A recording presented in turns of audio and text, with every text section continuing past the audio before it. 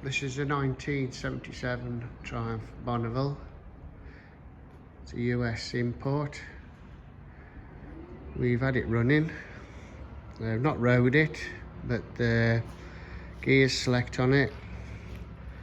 The lights and indicators work.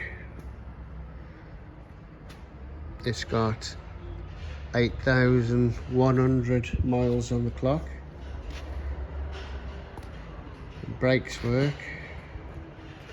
We'll just try and give it a kick start now, see if we can start it up again. Just have to put my phone down so you can look at the battery. Ready, Terry? Yeah.